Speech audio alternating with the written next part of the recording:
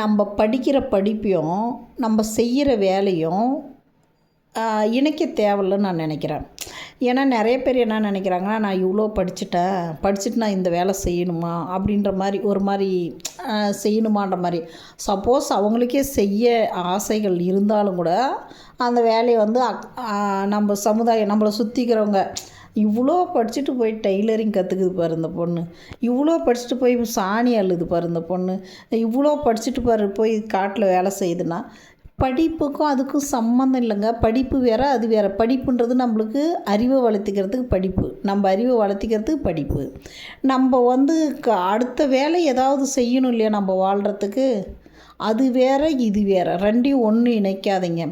அறிவை வளர்த்துன்னு நீங்கள் வந்து நீங்கள் செய்கிற தொழில் நம்ம என்ன படிச்சுன்னுக்கிறோன்னு முக்கியம் இல்லை, நம்ம செய்கிற வேலை என்னன்றது தான் பார்க்கணும். நம்ம செய்கிற வேலை நம்மளுக்கு பிடிச்சிருக்கா, அந்த வேலை நமக்கு மன நிறைவை தருதா, அந்த மாதிரி வேலையை நம்ம செய்கிறதுல தப்பே கிடையாது.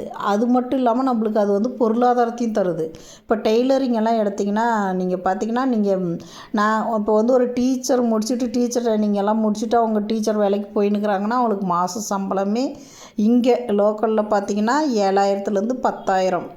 பிஜி ஒரு யூஜி முடிக்க வரையும் போகிறவங்களுக்கே அவ்வளோதான். ஒரு பிஜி முடிச்சுட்டு போகிறாங்கன்னா அவங்களுக்கு சம்பளம் 12,000 15,000 வரையும் தான் அவங்களுக்கு சம்பளமே. அவங்க ஓவர் டியூட்டி அந்த மாதிரி பார்த்தாங்கன்னா வேணால் மிஞ்சி போனால் ஒரு 20-25,000 வாங்குவாங்க. இதுதான் அவங்க லாஸ்ட்டு ஃபைனல் சம்பளம். அதே ஒரு டெய்லரிங்கில் பார்த்திங்கன்னா நாங்கள் 1 ஹவரில் 1 மணி நேரத்தில் 500 ரூபாய் எங்களுக்கு சம்பளம் வரும். 1 மணி நேரம் அவங்க 8 மணி நேரம் 10 மணி நேரம் ஒர்க் பண்ணணும். நாங்கள் வேலை செய்கிறது வந்து 1 மணி நேரம். அந்த 1 மணி நேரம் ஒரு ப்ளவுஸ் தைச்சிங்கன்னா 500 ரூபா. 30 மணி நேரம் நாங்கள் 30 ப்ளவுஸ் தைச்சிங்கன்னா 30,000 ரூபாய் எங்களுக்கு சம்பளம். அப்படி பார்த்திங்கன்னா நாங்களுக்கு மாதம் வந்து எத்தனாயிரம் சம்பாதிப்போன்னு நீங்களே முடிவு பண்ணிக்காங்க. அந்த மாதிரி நம்மளால் சம்பாதிக்க முடியும். அதனால் இது கைத்தொழில் வேறு, கல்வி வேறு. கல்வியும் கைத்தொழிலும் ஒன்றோடு ஒன்று இணைக்காதீங்க. எவ்வளோ தான் நம்ம படிச்சுன்னு இருந்தாலும் நம்ம போய் இன்னொருத்தங்கிட்ட போய் வேலை கேட்டு உட்காந்துக்கிறத நம்மளே ஒரு வேலையை கற்றுன்னு நம்ம ஒரு முதலாளி ஆகலாம். அது இல்லாமல் நம்ம நிறைய சம்பாதிக்கிறதுக்கான வழிமுறையும் நம்மளுக்கு தெரியுது. ஒரு ஒர்க் ப்ளவுஸ், ஒரு ஆரி ஒர்க் ப்ளவுஸ் எடுத்திங்கன்னா ஒரு ப்ளவுஸ் வந்து நீங்கள் மினிமம் 1000 ரூபாயிலேருந்து மேக்ஸிமம் 1,00,000 ரூபா வரையும் நம்ம ஒரு ப்ளவுஸை ஒர்க் பண்ணி தரலாம். அந்த மாதிரியெல்லாம் இதில் இன்கம் இருக்குது. நம்ம இன்கம் இருக்கிற ஃபீல்டை எடுத்து அதில் நம்ம லாஸ் ஆகாத ஃபீல்டை, நம்ம முதலீடும் குறைவான முதலீடு, நம்ம அதிக முதலீடு இதுக்கு போடணும்னு அவசியம் இல்லை. உங்களால் எவ்வளோ முடியுதோ அந்த முதலீடை போட்டு நீங்கள் இதில் முதலாளி ஆகலாம். அதுதான் டெய்லரிங்கு. இதில் உள்ள மெயின் இதுதான். இதை நீங்கள் தெரிஞ்சு நீங்கள் அதுக்கு தகுந்த மாதிரி இதை ஃபாலோ பண்ணிக்காங்க. இது வந்து நீங்கள் இப்போ நான் இவ்வளோ படிச்சிருக்கேன் அதனால் அதே மாதிரி கற்றுக்க போகிறவங்கள ஒருத்தங்க வந்து இப்போ டெய்லரிங் கற்றுக்க போகிறாங்கன்னா அவங்கள மோட்டிவேட் பண்ணுங்கள்.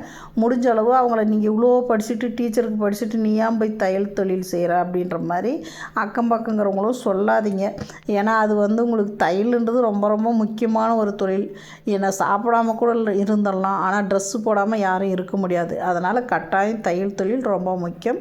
அது மட்டும் இல்லாமல் ஒரு மனசும் கொஞ்சம் ரிலாக்ஸ் இருக்கும். நம்ம எந்த ஒரு டென்ஷனும் இல்லாத ரிலாக்ஸாக ஒரு டிசைனிங்கெல்லாம் செய்யும்போது நம்மளுக்கு மிகப்பெரிய ரிலாக்ஸ் இருக்கும்.